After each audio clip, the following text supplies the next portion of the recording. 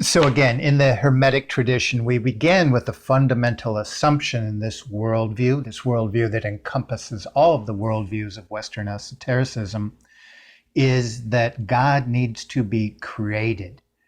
He may have existed at one point, but it was fragmented into a million pieces. And the job of humans, but especially the adept, the initiated, is to direct humanity toward putting those pieces together.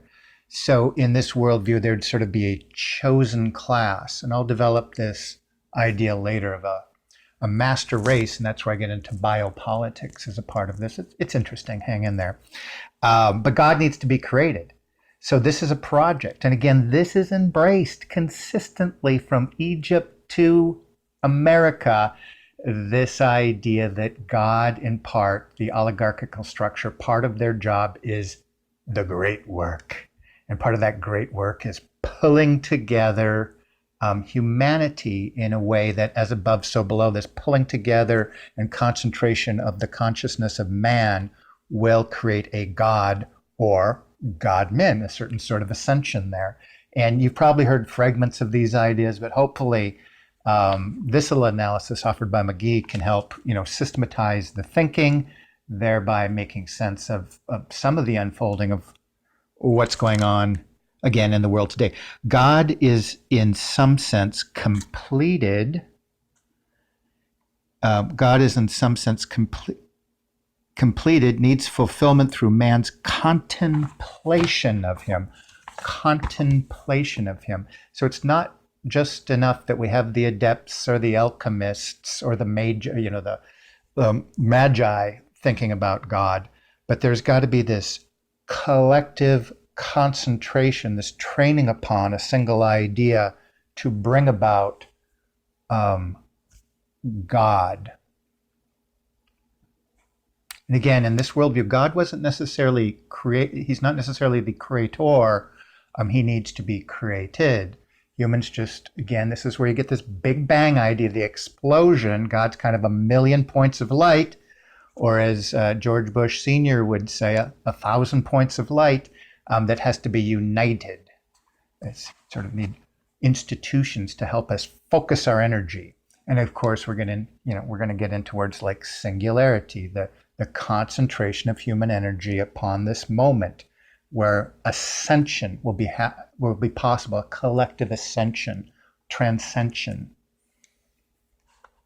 a certain sort of salvation will be possible through man's own gnosis, his knowledge and applied knowledge of the mind to matter into a sense of world consciousness. And so these are a lot of ideas that are floating out there today in the ether. So illumination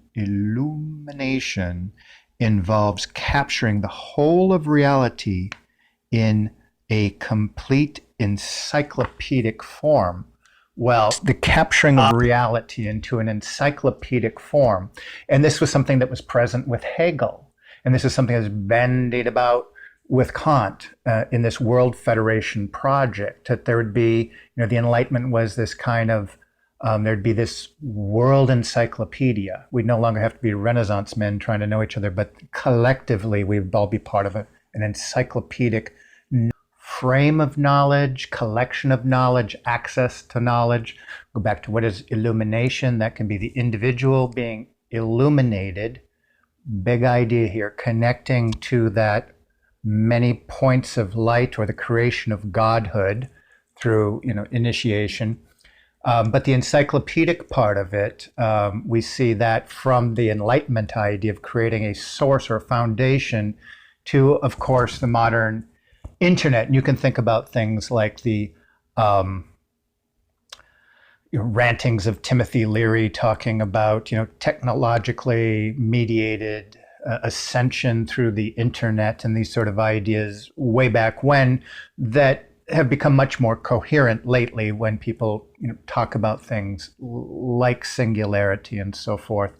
But big ideas, these are sort of a collection of the Hermetic tradition that Hegel was trying to capture, and sort of it being attached to Kant's idea of world federalism. So we're starting already to see the idea that world federalism is sort of a means, when we think about it through Western esotericism, to an end. It is a certain kind of individual or collective ascension, transcendence. How many times in the last few years have we heard those terms dropped about in the news or in the media and film industry? Man can perfect himself through gnosis. And again, we'll pit this against a biblical tradition, but that's sort of Apple computers, the biting of the fruit, the left-hand path. There's sort of one path to redemption with one tradition, and this other tradition that hooks all these other isms and worldviews through Western esotericism has to do with knowledge, contemplation, collective contemplation upon the creation of God, and ultimately an ascension and a sort of godhood, being our own creators. So evolution is a means that has to be captured and trained for human ascension. And I think 10 years ago, some of this language would have been out there. It's inaccessible to many. I think that we've heard so many fragments more recently of these ideas that when we look at them systematically, we can begin to sort of put them together. And hopefully, as we're going through this, we can connect them increasingly to the genealogy of oligarchy, the application of oligarchical rules, and the eschatology, the direction of the current state of affairs.